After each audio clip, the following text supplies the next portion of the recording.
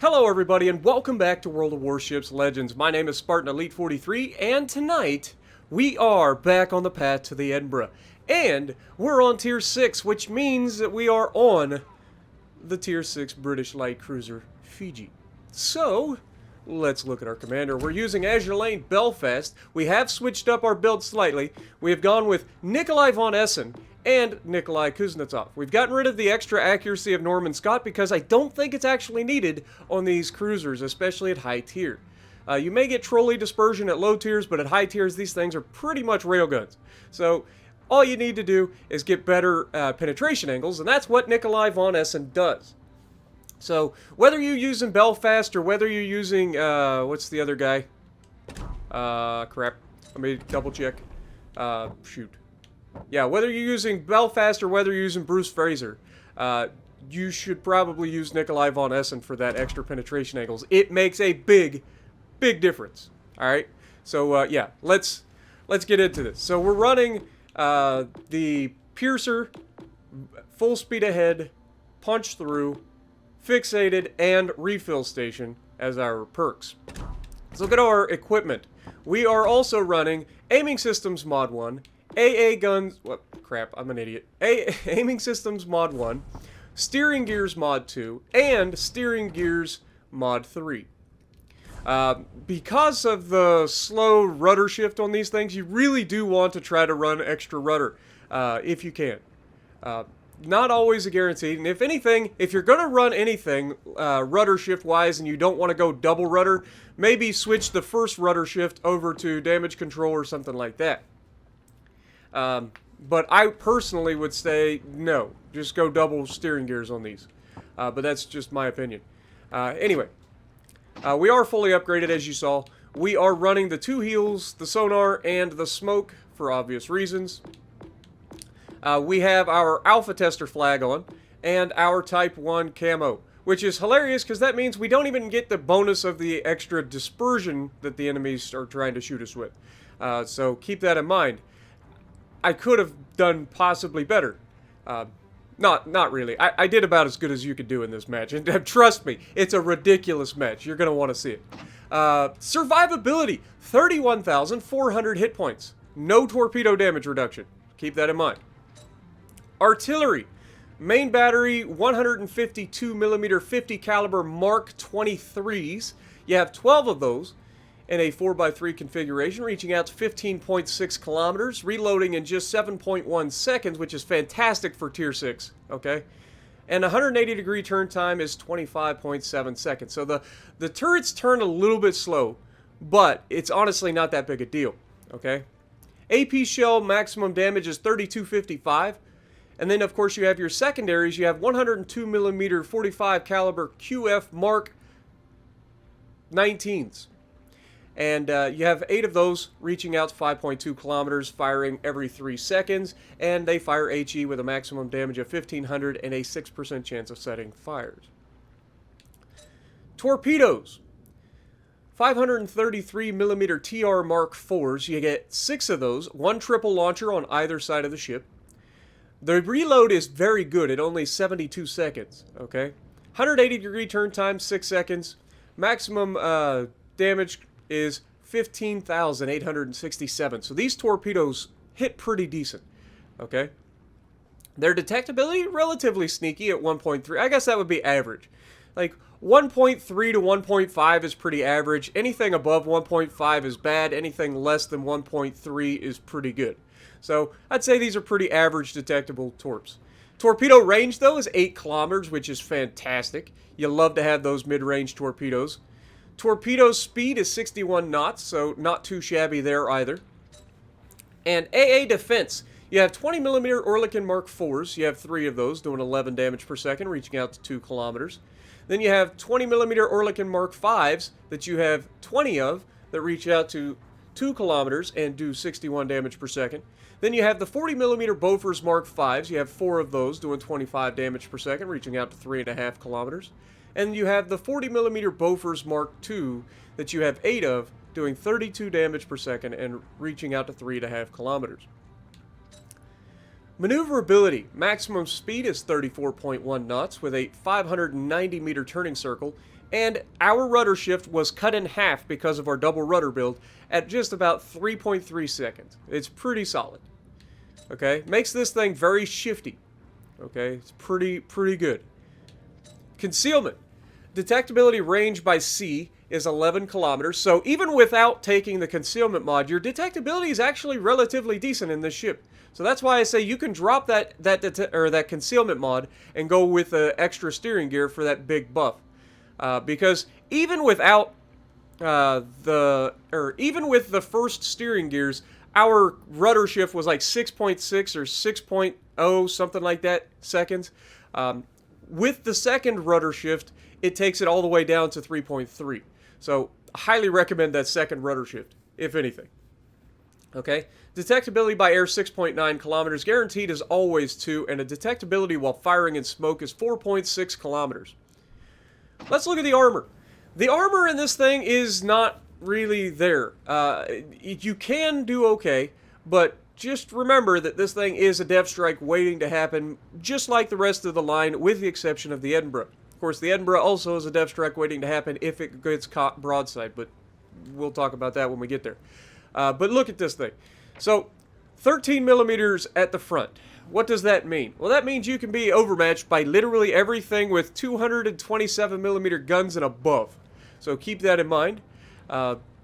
Literally everything, basically, at high tiers can go through your bow and cause you pain and suffering. Okay? We get rid of that, and we look at the side armor here. You'll see that we have 19 millimeters up top and 114 millimeters at the belt.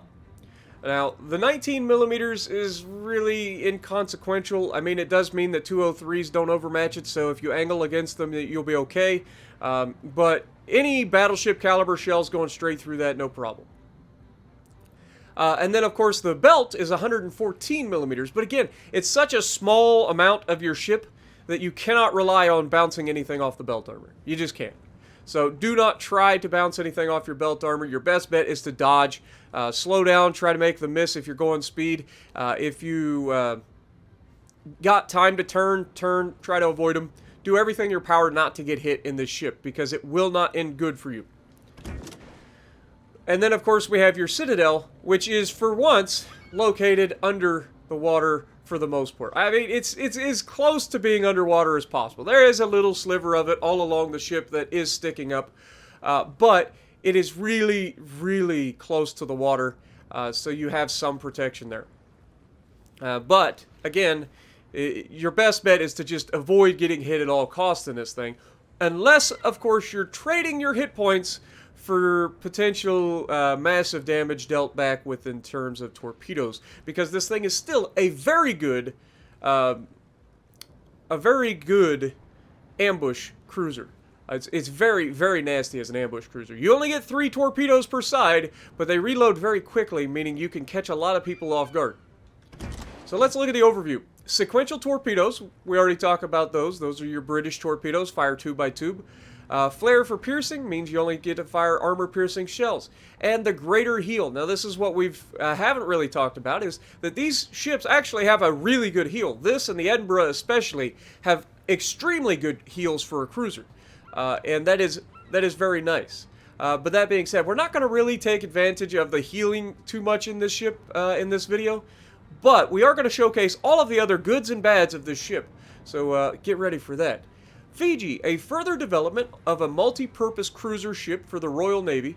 Despite the fact that the ship's displacement was limited by international treaties, she carried numerous rapid-firing main guns. She entered service in 1940. There were 11 of them in the series. So let's take a look at this. I personally like this camo on the ship, which is why I run this camo on the ship, despite the fact that I should be running something with a 4.5% dispersion debuff for the enemy. But I really do like this ship. It's one of those ships, though, as much as I like it, I also hate the ship. Because, again, just like most cruisers, like, it is very, very fun until it's not. And that is basically the gist of these British cruisers. But I've got a fantastic replay that you guys cannot miss. Like, it's going to be amazing. But yeah, we've got a very nice looking ship. Like, it's very modern looking too. Like, it's just this good looking ship.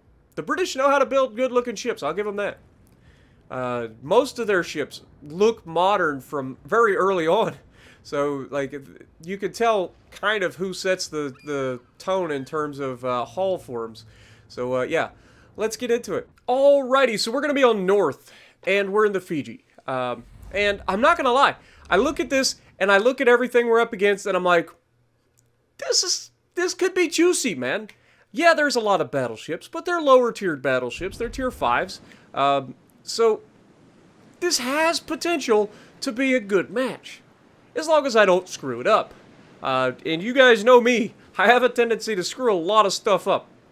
So, first thing we're going to do, remember, we do have an 11-kilometer surface detection. There are 3 destroyers against us, so the odds of one of those 3 destroyers spawning directly across from us is pretty freaking high. It is a domination match, and the game does like to split up destroyers, especially in domination match, so that they have a chance to capture each of the bases. So, I'm assuming that I'm going to be detected making this first push, okay?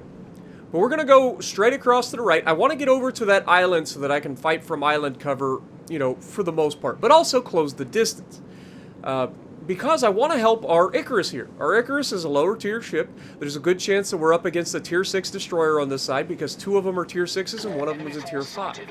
So, all of these are the decisions that I have to make early in a match. Now, we see an Augury right off the bat, which is great. Our guy gets him spotted first. And that just kind of shows you how good the detection rate is on this, even without a concealment mod. Our guy got him spotted before their guy got me spotted, because we only have 2 people spotted, and now I'm detected.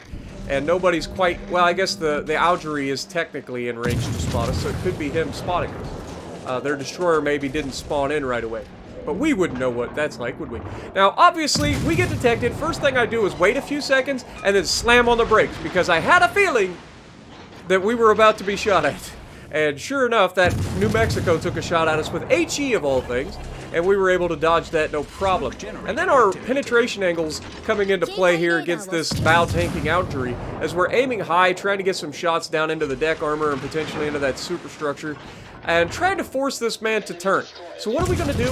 We're going to continue to pepper him with the guns. We've already set up our smoke screen. We've got our sonar running because we know that there's likely a destroyer here. They don't spawn 2 people over here by themselves. It's usually a 3 people spawn. So we catch this guy slipping. He goes broadside enough that our improved penetration angles are easily able to punch him in the mouth. He also turns out in front of our torpedoes, and that looks like it's going to be the death of him. But he manages to get out ahead of him just enough. We didn't quite lead him enough. And then we hit the guy right in the center of the ship. Don't get the citadels, but the New Mexico manages to finish him off. Now looky here. We have a lot of torpedoes coming. Who could have seen this coming, right? So we notice that we're in a perfect position to dodge. We're pointed towards them, so dodging the torpedoes isn't too bad. And so we're able to pull up in the smoke and then head towards the direction of the smoke that those torpedoes went through. Because if somebody's going to launch torpedoes once in an area and then they miss, they're probably not going to hit that same area with the torpedoes the next time, right? They'll probably try a different area. So we move a little bit further forward. Now, obviously, we're firing our guns. Anybody with half a brain can go, there's the target, I'll shoot my torps at that. But that isn't how it goes. Now, their Bayern managed to kill our Laga right off the bat. Akatsuki showed himself for a brief second, so we know he's here in the base as well. But we have to deal with this New Mexico first. And we are going to deal with this New Mexico. Now you can see I am, I believe, requesting intelligence data anytime here, because I need to know what this guy's doing.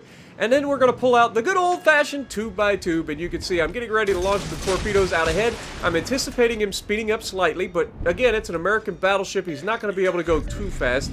Our torpedoes are a lot faster than he is, and we're going to punch him right in the mouth here as we get another 3,000 damage with our armor piercing. But again, he's firing HE at us. Like, I'm not sure what he was thinking, but definitely not the play as we hit him for 8,300. He gets a double fire on us. We're going to go ahead and put that out, and he's going to eat all of our torpedoes. Tube by tube can be very, very good in some situations. We destroyed an enemy battleship. But with that being said, now we've got that threat out of the way, the Bayern has come over to introduce himself to us. Now, what have I already said about this thing? Now, first of all, we're spotted by the destroyer.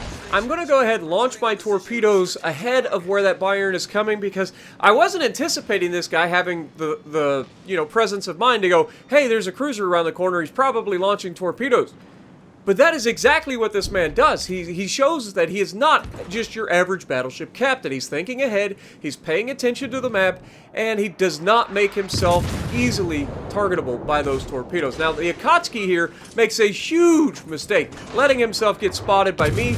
I'm going to be able to punch this man in the mouth. We don't get the best RNG on the first shot, but this second shot's going to showcase just how nasty these armor-piercing rounds can be for destroyers. And we take half his hit points right there. 4 full penetrations on that destroyer. But then he goes behind the island. I can't do anything about that. So we start aiming up towards the thing. Now, torpedoes coming in. Pretty obvious that it was going to be a thing. And we're able to easily dodge those torpedoes. No trouble whatsoever. That's the beauty of having a very fast rudder ship. It's not a huge ship, so if you can do a decent job of dodging, planning ahead, you can dodge a lot of torpedoes in this thing. Much like the Pensacola. Like, I really, really don't worry about torpedo strikes in a Pensacola. Because it's so easy to dodge them. Even at close range, you can get some ridiculous dodges in a Pensacola. Now, my goal here is to push the enemy out of the base and start capturing the base. We have to get some points. We only have 1 cap, they have 2. So getting in here is stopping them from getting some points, and is going to allow us to potentially take this base. But you'll see that the enemy doesn't just let me take it. They're going to sit out there. This Akatsuki, to his credit, is being really, really smart, but also really, really careless with his hit points. He is going to shoot at us from distance, lobbing the island and resetting the cap, which is a great play for him, but at the same time, it's also a really bad play because I'm going to be able to shoot him back. Now, Bayern has been in reverse, right? I am detected, I know this. I've got my sonar running to protect my battleship buddy behind me from these torpedoes that I knew would be coming. Like, you knew they were coming. And you can see, as we're getting reset by the Akatsuki out here, we do get 4 more penetrations on that man. He has no health left. And then we catch the Bayern coming forward, and this is the moment I was waiting for. This is what you cannot afford to do in a battleship. You're not likely to kill me. And he does get a lot of damage on me, but from this range, good luck dodging those torpedoes, sunshine. And, yeah, he's going to be taken for all of his hit points. And then, of course, we leave him with just enough to get away, but not really, because I'm going to punch him right in the superstructure and finish the dev strike. And then the Akatsuki, we have already touched this man. He actually does reflect 5 shells off of his, or bounce 5 shells off of his belt armor, but that's not going to help much longer, as we should have gotten that kill right there. But friendly New Mexico once again coming in and yoinking the kill from us. But I don't care. The guy's dead. That's what matters. And now, just like that, we're up to 117,000 damage done. We've got 6 torpedoes. We've got 3 floods, 139 damage, or 139 shots that have hit target. Like, we've done all the things. We've got a high cow. We've got a dev strike. We've done everything that we can do, right? We've traded our hit points very well for getting people removed from the match. And now we're going to be able to get back into the base, help this New Mexico capture the base, and we're not even going to talk about the other battleship that went behind the island out there and made himself completely and utterly useless for the team. You know, there are times where that move is very, very good, but you've got to either push that or decide that it's not worth it. If that's your plan, you have to push it. You can't just sit back there because you're not going to help your team at all. And you're going to spend the entire game. The game will be over by the time you get out of there. Especially in an American dreadnought. Like, you're not going to have a good time if all you're doing is sitting behind islands. I mean, that's just my personal opinion. Like, that's just the truth. I'm not trying to belittle the guy or anything like that. That is just me pointing out, hey, if you're in an American battleship at low tiers, probably not the best idea to go around the outside of the island because you're too slow. I mean, he's doing 19 knots top speed, so probably not going to be the fastest guy in the world. Now, we take a shot here, realizing that the California's guns are in the other direction. And you can see with these improved penetration angles, we get a lot of good penetrations.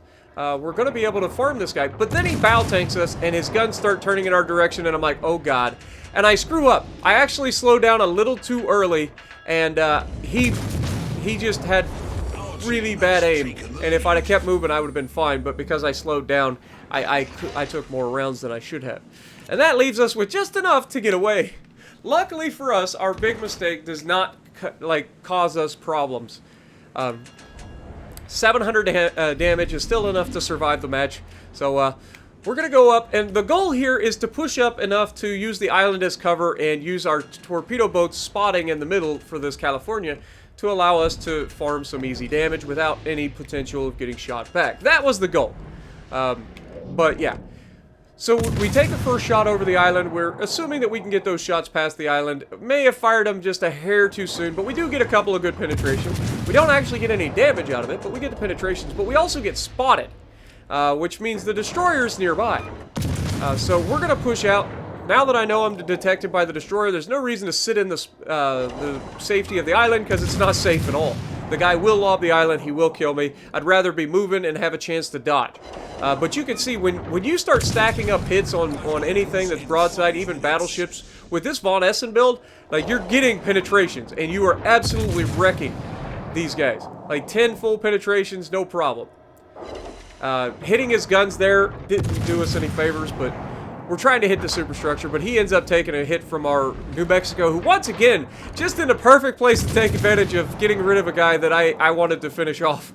It's just the way it is. Sometimes that just be the way it goes. He's taken 3 of them. That would have been our Kraken had he not yoinked all 3 of them. But, again, the guy's dead. It doesn't really matter. Krakens aren't that important at the end of the day. What is important is getting people off the match and getting the win. Right? That's what we're after. But Hatsuharu manages to finish off the friendly New Mexico who managed to yoink everything, meaning that this Hatsuharu actually has a chance. He's going to come around the corner. He's going to have an amazing dodge here.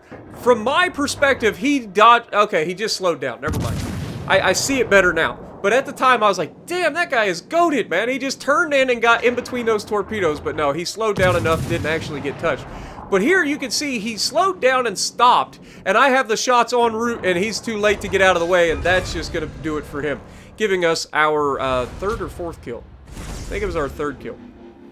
But we had a really good game there. It was first game of the day, too. That's the best part. I love logging in and getting the first game of the day. 3 kills, top of the leaderboard, 32-24 base XP, surviving with just nothing left, but High Cal, Dev Strike, Confederate, all the things. So if you like what I'm doing, punch the like button, leave a comment below, subscribe to the channel if you haven't already, and as always, I will see you in the next video.